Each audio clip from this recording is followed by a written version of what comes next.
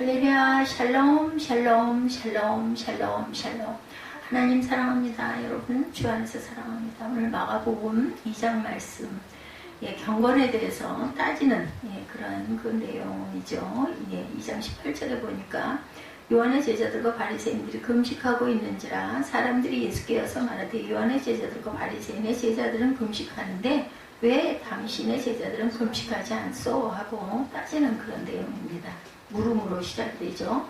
예수께서 그들에게 이르시되 혼인집 손님들이 신랑과 함께 있을 때 금식할 수 있느냐? 신랑과 함께 있을 동안은 금식을 할 수가 없다. 그러나 신랑을 빼앗긴 날이 이르리니 그날은 금식할 것이라. 이렇게 말씀합니다.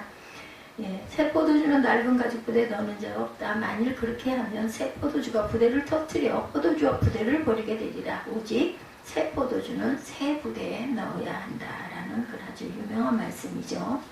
예수님 당시 유대인들은 금식을 신앙생활에 아주 중요한 척도로 여겼습니다. 경건한 신앙생활을 한다는 사람들은 예우 없이 금식을 시행했어요. 저도 한참 은혜 받고 신학교 다니고 할 때 아침 금식을 아주 끝까지 그렇게 마음에 자꾸 그러고 싶어서 그렇게 했습니다. 그게 뭔가 하나님께 보여지는 내 모습이다 이런 생각을 했던 그런 기억이 납니다. 그러다 보니까 위장이 나빠지고 건강이 좋지 않아져서 이것도 하나님께 은혜가 아니다. 주변에서 굉장히 많이 말렸죠.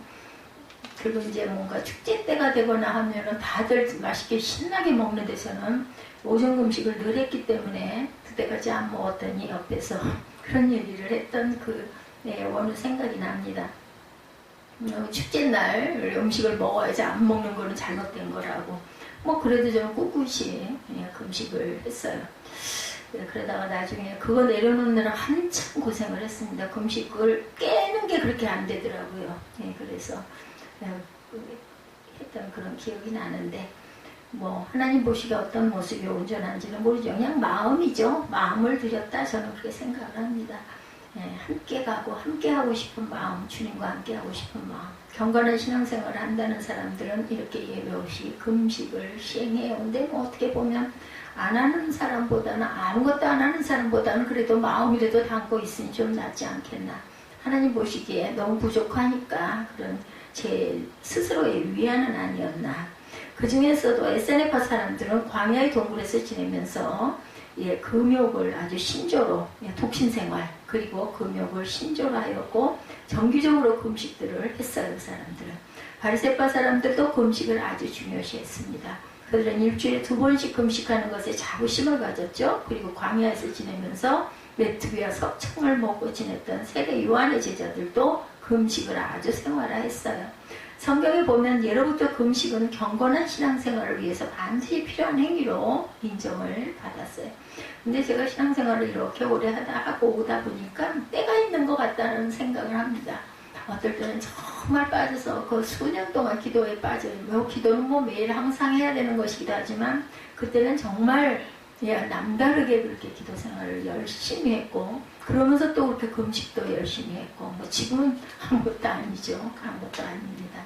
이 때가 지금 할 수가 없는 그 때가 되니까 그렇게 미리 많은 그런 것들을 행하고 왔던 것 같습니다. 그게 온전하고 그게 충만하고 꼭 그렇다고 말씀드리고 싶지는 않아요. 그냥 하나님께 마음을 드리는 그냥 누가 시켜서도 아닌 스스로 하고 싶어서 했던 그런 때가 있었습니다. 그 당시에 시행되던 금식에 대한 규례는 모세가 명한 것이 아니었어요. 율법에 의하면 이스라엘 자손은 속죄일이 되면 하나님께 화제를 드리고 하루 동안 아무 일도 하지 않고 스스로를 괴롭게 해야 했다고 해요. 그럴 때가 있었던 거죠.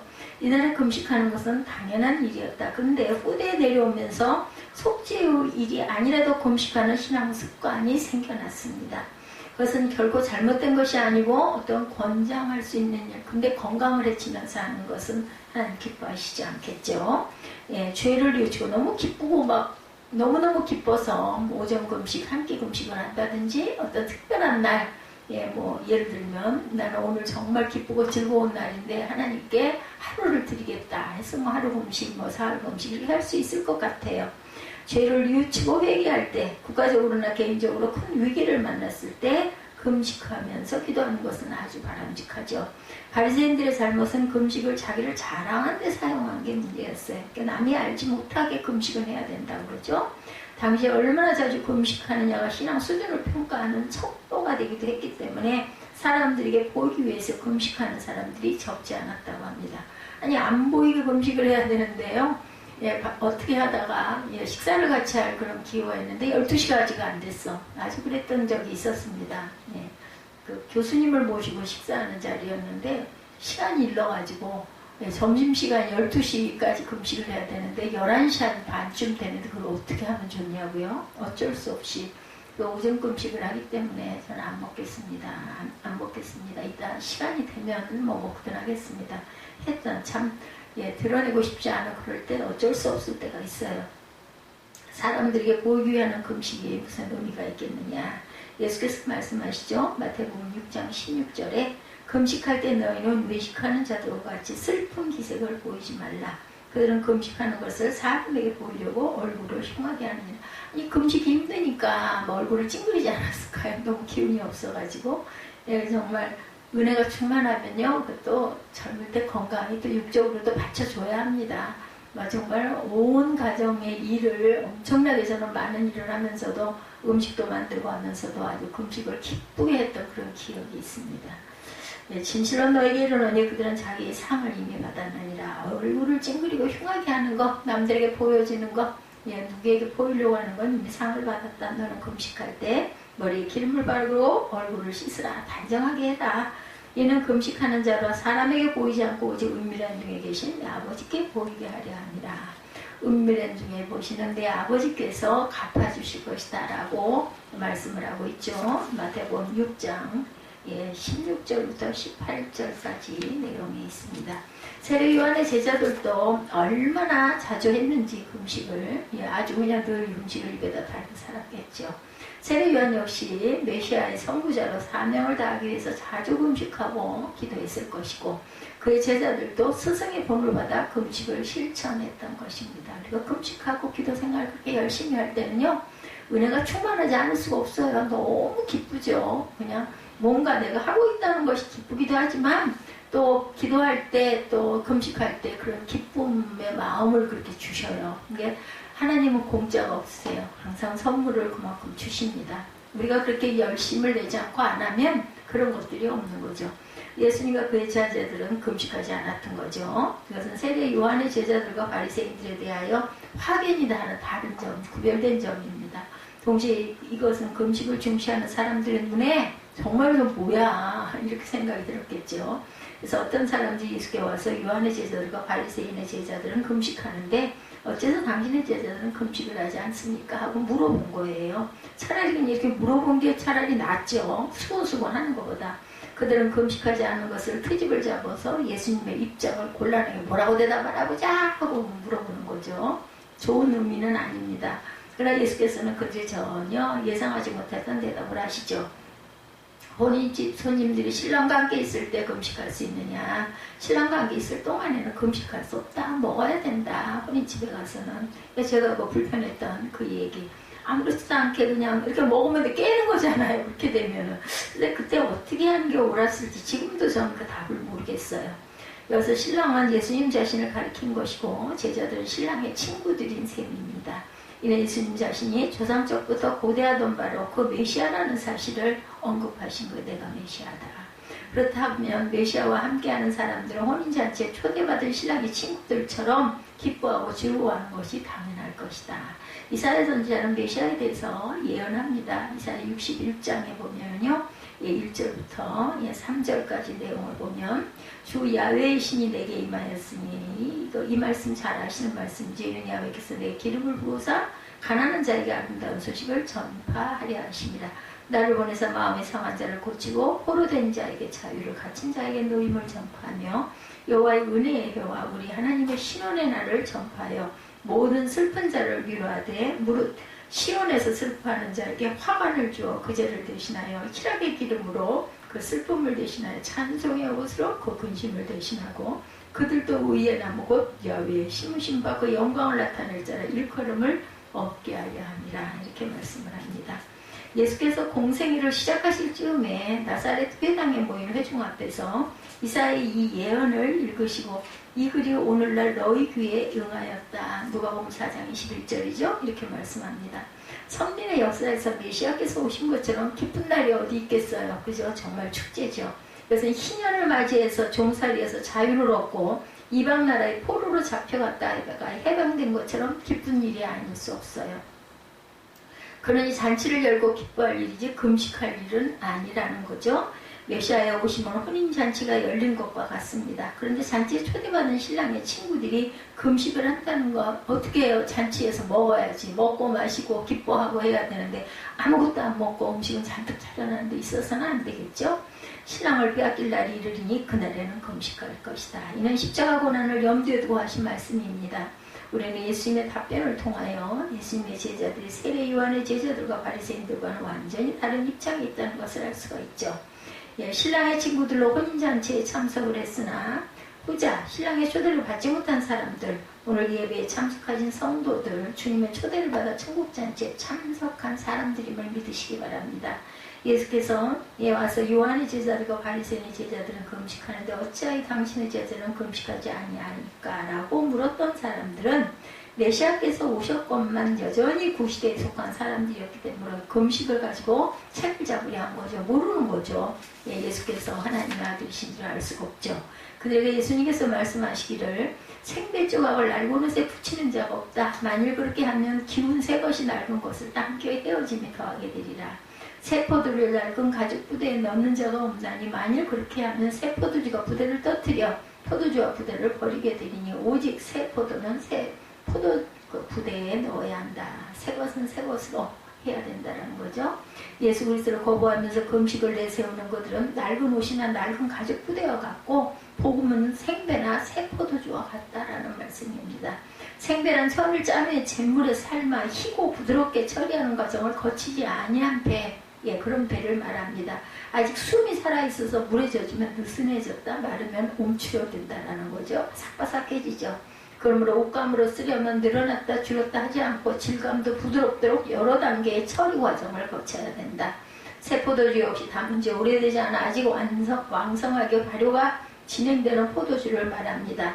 포도주는 오래될수록 맛이 순하고 향이 좋은 고급 포도주가 되죠. 새 포도주는 아직 숙성되지 않은 사람들에게 인기가 없어요. 떫고 그죠? 익지 않았기 때문에. 제가 어린 날 젊을 때도 포도주를 조그만 병에 담았던 기억이 납니다. 정말 오래오래 묵으면 그 껍질이나 이런 것들은 색깔이 아주 이쁘지가 않아요. 그리고 그냥 흐물흐물하죠. 근데 그걸 꼭 짜가지고 그 즙을 마시면 그렇게 맛있고 또 독해가지고 술이 취합니다. 그랬던 것을 마셨던 기억이 나요. 생배와 새포도의 특성을 가지고 복음의 성격을 설명하시기 위해서 예수께서는 말씀을 하신 거죠. 첫째로 생배와 새포도주는 복음의 새로움을 말합니다. 예수님과 사람들이 오해와 공격을 받으신 이유 중 하나는 그때까지 유대인들이 지켜온 상식들을 과감하게 어기는 것처럼 보였기 때문이죠. 그래서 말씀하시죠. 내가 율법을 없애게 하려고 온 게 아니라 완성하려고 왔다라고 말씀을 하시죠. 그 뜻을 알아듣지 못해요. 그 사람들은. 유대인들은 안식일에는 아무 일도 하지 않았으나 예수께서는 병자들을 고치셨죠. 안식일에 예수께서 회당에 들어가셔서 가르치실 때 무리 중에 오른손 마른 사람이 있음을 보십니다. 회당에 있던 서기관들과 바리새인들은 눈에 불을 켜고 예수께서 그 병자를 고치는가 안 고치는가 하고 바라보는 거죠. 예수께서 그들의 생각을 하시고 손 마른 사람에게 이르죠. 일어나 한 가운데 서라 말씀하십니다. 그러신 다음에 무리에게 이르기를 내가 너에게 묻노니 안식일에 선을 행하는 것과 악을 행하는 것, 생명을 구하는 것과 멸하는 것 어느 것이 옳으냐 이렇게 질문을 합니다. 그들을 둘러보시고 그 사람에게 이르시기를 내 손을 내밀라 말씀하시죠. 그 사람이 그리했더니 즉시로 손이 회복이 됩니다. 이를 본 서기관들과 바리새인들은 분이 나서 예수님을 이걸 어떻게 하면 좋으냐, 저렇게 일을 하는데 그거 나은 건 뭐 상관도 안 해요. 저렇게 하지 말라는 거 저렇게 하는 저 인간을 저작자를 어떻게 이랬겠죠. 손이 나와버렸어요. 그들이 볼 때 예수님과 율법을 범하고 유대계 전통을 깨뜨린 사람, 그것에만 초점을 맞춥니다. 그래서 우리가 이런 것에서는 자유해질 필요가 있다는 것. 예수께서 형식적인 안식일 준수에 치중한 바리새인들과 달리 안식일을 선을 행하고 생명을 구하는 날로 삼으십니다. 주님께서 그렇게 하는 것이 하나님께 기쁘시게 받으시는 안식일 준수인 것을 예수님은 아신 거죠. 또한 당시 유대인들은 살인하지 말라는 계명에 대해 실제로 사람을 죽이지 않았으면 이 계명을 지킨 것으로 알았어요. 그러나 예수님께서는 말씀합니다. 마태복음 5장 21절에 옛사람에게 말한 바 살인치 말라 누구든지 살인하면 심판을 받게 되리라 하였다는 것을 너희가 들었으나 말씀합니다. 나는 너에게 이르노니 형제에게 노하는 자마다 심판을 받게 되고 형제를 대하여 나가라 하는 자는 공회에 잡히게 되고 비라는 놈이라 하는 자는 지옥불에 들어가게 되리라. 그러므로 예물을 제단에 드리다 보서 내 형제에게 원망 들을 만한 말이 있는 줄이 생각나거든 예물을 제단 앞에 두고 먼저 가서 형제와 화목하고 그 후에 와서 예물을 드려라. 마태복음 5장 21절에서부터의 말씀이죠. 23절까지. 유대인들은 계명을 형식적인 수준으로 준수하는 것으로 만족했지만 예수께서는 계명에 담겨있는 본래의 의도를 지켜야지 형식적인 준수는 아무 의미가 없다. 형식은 아무것도 아니다라는 거예요. 복음을 따라 사는 것은 형식적인 신앙생활을 버리고 하나님의 뜻을 바로 알고 행하는 것이다. 그리스도인들은 예수님을 본받아 형식에 치중하지 말고 신앙의 본질을 중요하게 여기고 실천하는 그런 저와 여러분이 되셔야 되겠죠. 그것은 그리스도인들은 성령으로 거듭난 사람들이기 때문입니다. 예수께서 말씀하십니다. 요한복음 3장 5절부터 보면 진실로 진실로 내게 이르노니 사람이 물과 성령으로 거듭나지 아니하면 하나님 나라에 들어갈 수 없느니라. 육으로 난 것은 육이요 성령으로 난 것은 영이니 내가 내게 거듭나야 하겠다는 말을 기히 여기지 말라. 요한복음 3장 7절까지의 말씀이죠.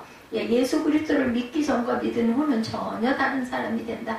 그러게 고린도후서 5장 17절에도 누구든지 그리스도 안에 있으면 새로운 피조물이라 이전 것은 지나갔으니 보라 새 것이 되었도다. 우리 신년 초에 많이 이 말씀들 많이 우리 묵상하죠. 예수 그리스도를 믿어 거듭난 성도들이 이 세대를 본받지 아니하고 오직 마음을 새롭게 함으로 변화를 받아 하나님을 기쁘시게 하는 삶을 살아야 할 이유가 여기에 있다라는 것. 둘째로 생배와 새포도주는 복음의 역동성을 말하고 있습니다. 생배는 아직 풀이 죽지 않은 수축력이 강하죠. 새포도주는 한참 발효 중에 있기 때문에 많은 가스가 부글부글 올라와요. 이와 같은 복음은 형식적인 종교생활로 만족하는 것이 아니라 죄를 이기고 악을 물리치는 능력을 발휘한다. 세례 요한이 그리스도께서 하신 일들을 감옥에서 전해 듣고 자기의 제자들을 예수께 보내어 묻기를 오실 그분이 당신이니까 이렇게 물어보게 하죠. 그렇지 않으면 우리가 다른 분을 기다려야 합니까? 궁금했을 거예요. 세례 요한은. 예수께서 대답하시죠. 너희가 가서 듣고 보는 것을 요한에게 고하되 소경이 보며 안진뱅이가 걸으며 문둥이가 깨끗함을 받으며 귀머거리가 들으며 죽은 자가 살아나며 가난한 자에게 복음이 전파된다 하라. 이렇게 말씀을 하셨어요. 가서 전하라고.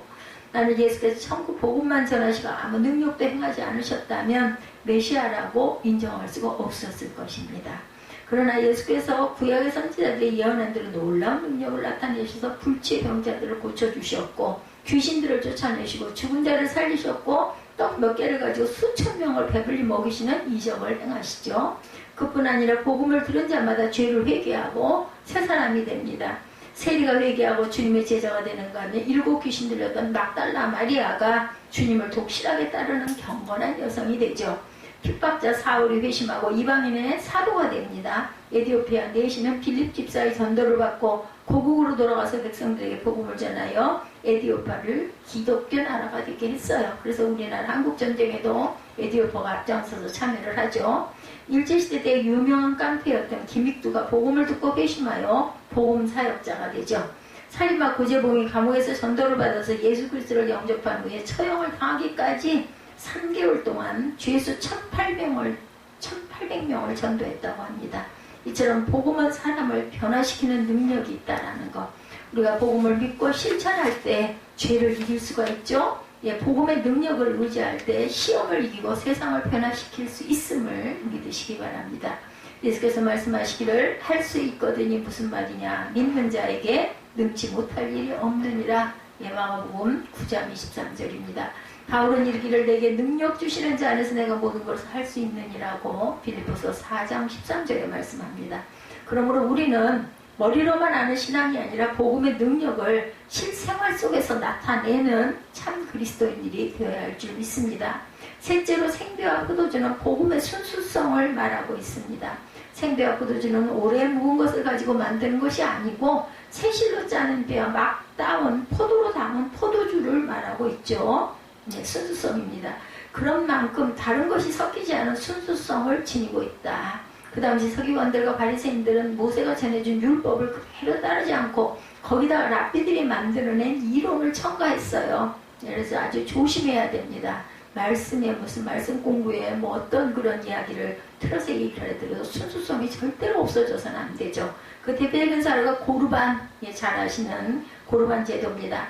당시 서기관들과 바리새인들은 내 부모를 공경하는 내 아비나 어미를 회방하는 자는 반드시 죽이리라고 말하죠. 그 계명을 교묘하게 변질을 시킵니다. 부모에게 드려야 할 생활비를 드리지 않으려고 부모에게 부모님이 나에게서 받으실 것이 고르반 하나님께 드리는 예물입니다 라고 해버립니다.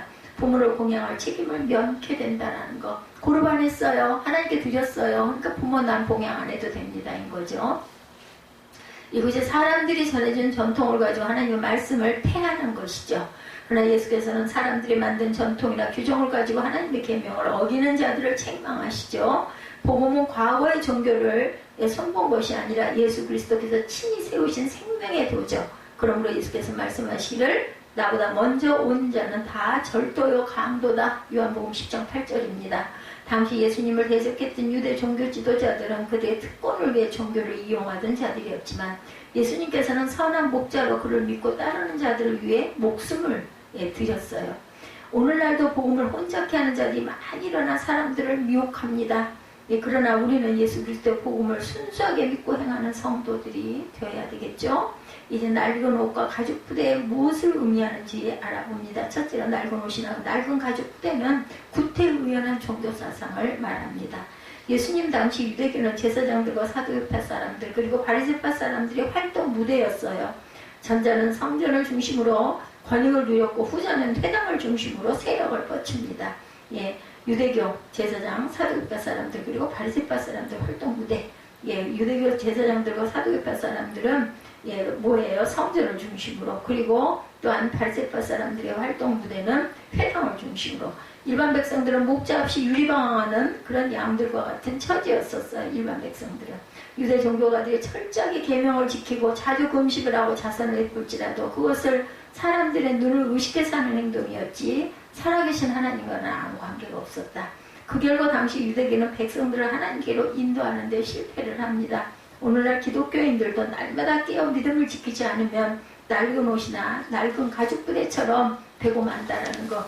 입으로는 주여 주여 하지만 실생활 속에서 주님의 말씀대로 살지 않는 것이죠. 그 결과 신앙생활을 하면서도 감사도 기쁨도 없고 습관적으로 무의미한 삶을 살아가는 것.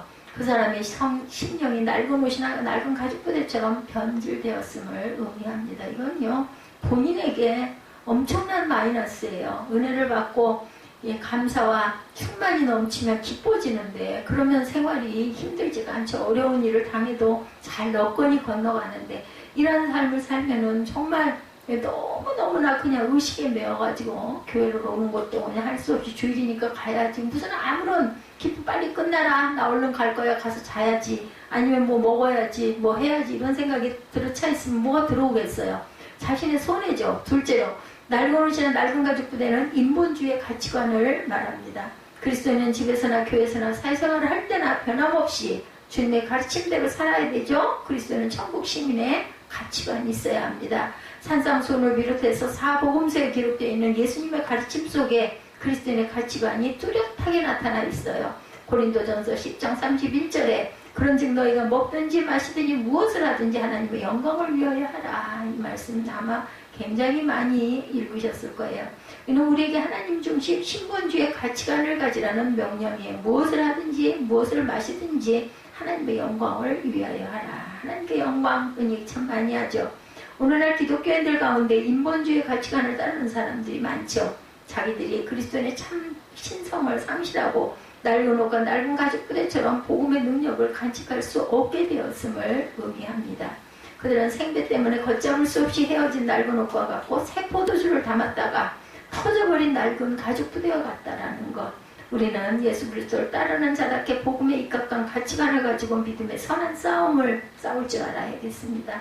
셋째로 낡은 옷이나 낡은 가죽 부대는 세속적인 생활 방식을 말하기도 합니다. 그리스도인들이 세상 사람들의 생활 방식을 따라 살면 본분을 망각하고 세속화된다는 것을 의미하죠. 그렇게 되면 이미 영적으로 무능하게 되어서 복음이 가르치는 대로 살아갈 수가 없어요. 그러므로 우리는 자신의 생활을 살펴서 세속화된 부분이 없는지 항상 진단해서 버릴 것은 버리고 고칠 것은 늘 고쳐갈 줄 알아야 되겠다. 우리는 롯이 삼촌 아브라함을 떠나서 점점 장막으로 옮겨 소돔성에 들어가 살았다는 그곳 소돔이 불에 타서 멸망할 때 천사들에게 겨우 목숨을 건졌어요. 아브라함의 기도로 인하여 롯은 건짐을 받죠. 그리스도인들에게 세속화는 치명적인 독과 같아서 신앙의 생명을 죽게 만든다라는 것.